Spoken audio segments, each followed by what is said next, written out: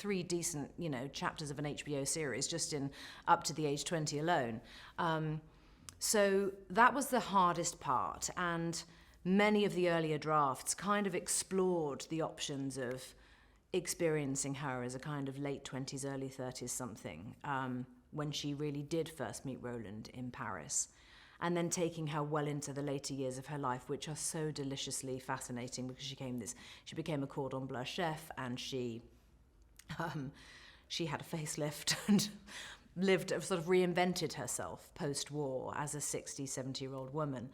But we decided that in order to get rid completely of all the sort of preconceived ideas about Lee Miller as the model, the muse of Man Ray, the subject of many male artists' gaze, we wanted to get rid of all of that and tell the absolute truth of her and the real truth about Lee and who she became when she came into her own self, her true woman power, was really when she worked for Vogue as a war correspondent and went and photographed on the front line during World War II. So in our story, we send Lee, the middle-aged, fading beauty, we send her to war.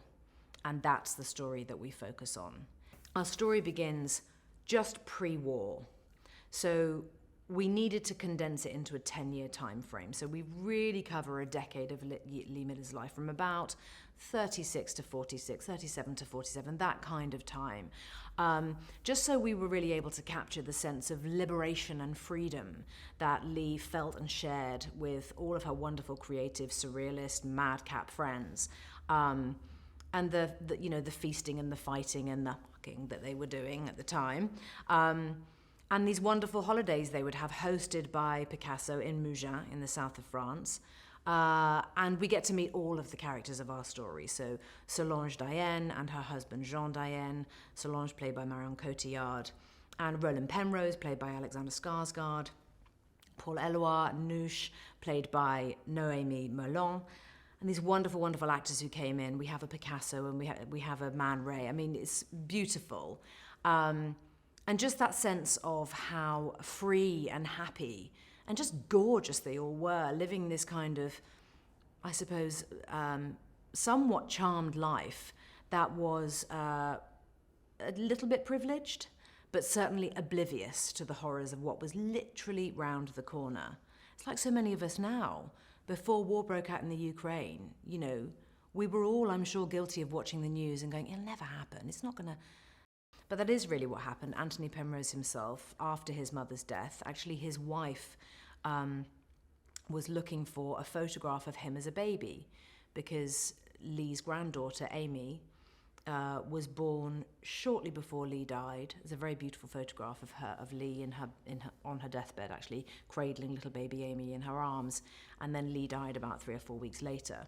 And so Tony's wife said, oh, Tony, there must be, I just want to see if the baby looks anything like you did when you were a little boy. Why aren't there any baby pictures of you around the house? That's weird, that. Go and look in all those boxes up in the attic. And he went, oh. Off he went trundling up to look through the boxes and found 40,000 negatives. And this was what his mother had done during the war, and she never talked about it. Like so many of those soldiers and photographers and writers who had been there and seen the horrors, they just shut it away and didn't talk about it, ever. And so he discovered his mother through the going through these boxes after her death. Incredibly moving. And one could argue that he's spent his life's work has been not only upholding her memory and preserving this extraordinary legacy and who she was, but probably in some way, I'm sure he would admit himself as well, coming to understand who she was, because as a mother she was quite a tricky person, and he struggled with that, but he came to understand it all and sort of make peace with it after her death and through the discovery of these boxes in the attic. It's an incredible story. Go. モデルから報道写真家へ I've seen your photographic work. カメラに記録したのは